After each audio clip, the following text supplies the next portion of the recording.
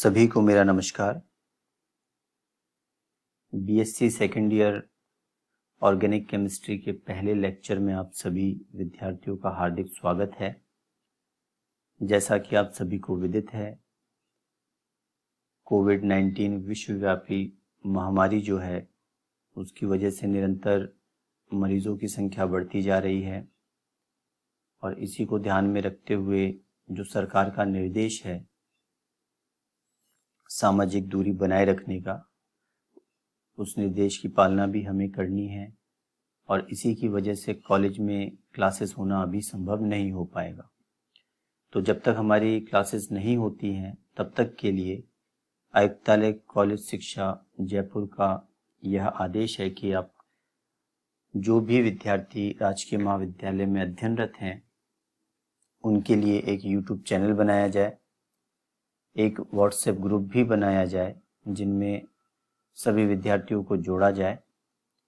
जोड़ने के बाद जो भी आपके टीचर्स हैं वो अपना लेक्चर बना करके या ई कंटेंट जो भी होगा पीडीएफ वो अपलोड करेंगे यूट्यूब चैनल पर और उसका लिंक या फिर वीडियो आपके व्हाट्सएप ग्रुप में भी शेयर करेंगे।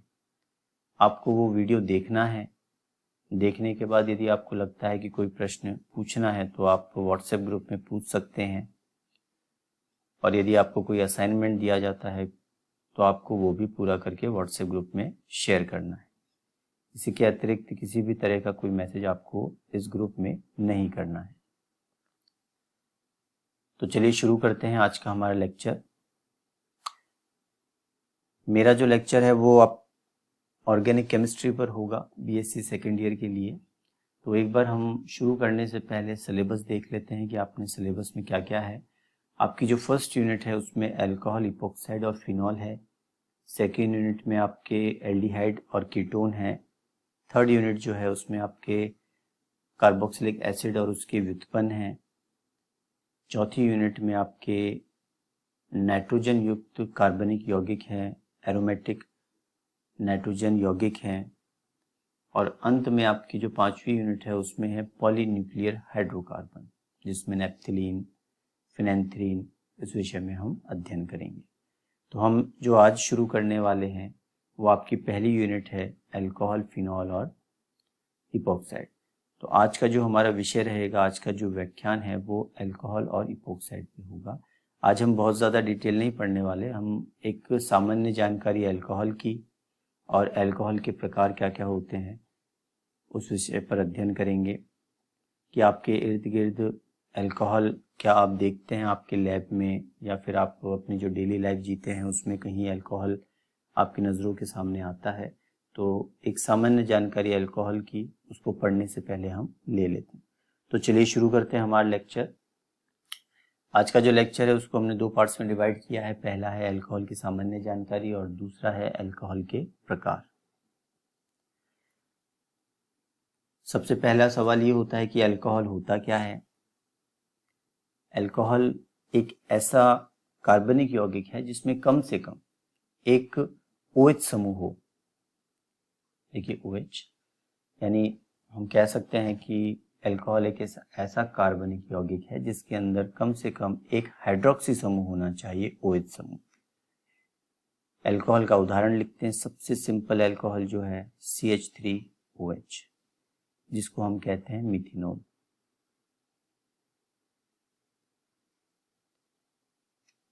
दूसरा एग्जांपल हम ले C2H5OH, इसे हम कहते हैं एथेनॉल। अब आप देखें कि कम से कम एक हाइड्रोक्सी समूह होना चाहिए, यानी हाइड्रोक्सी समूह एक से ज़्यादा भी हो सकते हैं। तो ऐसे भी उदाहरण हम पढ़ेंगे जिसमें 2 हाइड्रोक्सी समूह है, 3 है या उससे ज़्यादा है। उदाहरण के तौर पे आप ये देखें CH2OH, CH2OH, ये कहलाता है ग्लाइकॉल। ये डाइहाइड्रिक है। डाइहाइड्रिक का मतलब 2 हाइड्रोक्सी समूह। यदि 3 हाइड्रोक्सी समूह इसी प्रकार हो जाते तो उसे कहा जाता ट्राइहाइड्रिक। उदाहरण देखिए आप CH2CH, CH2OH, OH और ये OH, ये ट्राइहाइड्रिक है और इसे कहा जाता है ग्लिसरॉल। इसे कहा जाता है ग्लाइकॉल और इसे कहा जाता है ग्लिसरॉल। अब आप देखें, अल्कोहल एक काफ़ी महत्वपूर्ण यौगिक है क्योंकि अल्कोहल से लगभग सभी एलिफेटिक यौगिकों को बनाया जा सकता है। यानी हम कह सकते हैं कि अल्कोहल से alkyl halide, ether, aldehyde, ketone, carboxylic acid, amine, nitro, ये सभी यौगिकों का निर्माण अल्कोहल से हो सकता है। आप सामान्यतः देखें तो अल्कोहल क्या होता है, द्रव अवस्था में पाया जाता है। आपने सुना होगा गांव में कि जो कच्ची शराब बनती है उसकी वजह से लोग अंधे हो जाते हैं और मर जाते हैं, तो उसमें जो कंटेंट होता है, उसमें जो रसायन होता है वो मेथेनॉल होता है। तो मेथेनॉल की वजह से लोग अंधे हो जाते हैं, जो भी इसको कंज्यूम करता है, और उसकी डेथ हो जाती है।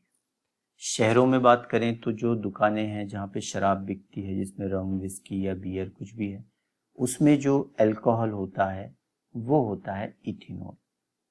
तो लोग कहते हैं कि उनकी जो टेंशन है या स्ट्रेस है उसको दूर करने के लिए लोग इसका इस्तेमाल करते हैं। तो अल्कोहल का अपना एक महत्व है। आप लैब में देखेंगे तो लैब में कई ऐसी अभिक्रियाएं होती हैं जिसमें अल्कोहल विलायक के रूप में काम में आता है। जब लैब में कोई क्रिस्टल बनाना होता है तो क्रिस्टल को बेहतर बनाने के लिए, रिक्रिस्टलाइजेशन के लिए भी अल्कोहल का इस्तेमाल किया जाता है। तो हम ये कह सकते हैं कि अल्कोहल का अपना एक महत्व है। अब हम एक बार देख लेते हैं अल्कोहल के प्रकार क्या क्या हैं। अल्कोहल को हमने दो पार्ट्स में डिवाइड किया है, एक है संतृप्त और दूसरा है असंतृप्त। तो आपकी जो छोटी क्लासेस थी उसमें आपने देखा हुआ है कि संतृप्त और असंतृप्त में डिफरेंस क्या होता है। आप देखें कि संतृप्त अल्कोहल वे अल्कोहल हैं जिनमें OH समूह तो है ही, लेकिन साथ में कार्बन कार्बन सिंगल बॉन्ड ही होगा। चाहे कार्बन 2 हो, 4 हो, 10 हो, 20 हो, कहीं पर भी कार्बन कार्बन डबल बॉन्ड या ट्रिपल बॉन्ड, द्विबंध या त्रिबंध उपस्थित नहीं होगा, केवल कार्बन कार्बन एकल बंध उपस्थित होगा। तो ये जो सारे हमने उदाहरण देखे, देखिए फर्स्ट जो उदाहरण है उसमें ये इथेनॉल है, इसमें कहीं पर भी डबल बॉन्ड या ट्रिपल बॉन्ड नहीं है। वैसे दूसरा उदाहरण भी देखें प्रोपेनॉल का, तीसरा उदाहरण देखें आइसोप्रोपेनॉल का, और चौथा उदाहरण आप देखें 2 मेथिल प्रोपेन 2-ओल। तो अब आप देखिए ये जो सारे उदाहरण हमने देखे इसमें कहीं पर भी डबल बॉन्ड या ट्रिपल बॉन्ड प्रेजेंट नहीं है। संतृप्त अल्कोहल में आपने एक चीज पढ़ी होगी, प्राथमिक, द्वितीय और तृतीय अल्कोहल। इसको आप कैसे पहचानेंगे कि कौन सा प्राथमिक अल्कोहल है, कौन सा द्वितीय है और कौन सा तृतीय है? ये बताने का सबसे आसान तरीका मैं आपको बता देता हूं।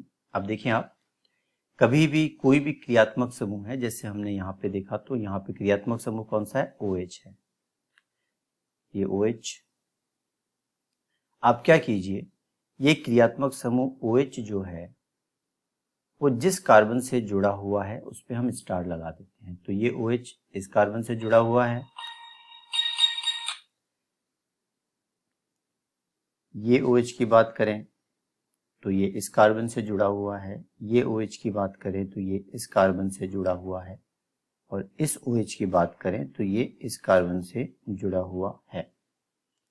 अब आप देखें कि OH जिस कार्बन से जुड़ा हुआ है वो कार्बन कितने कार्बन से जुड़ा हुआ है?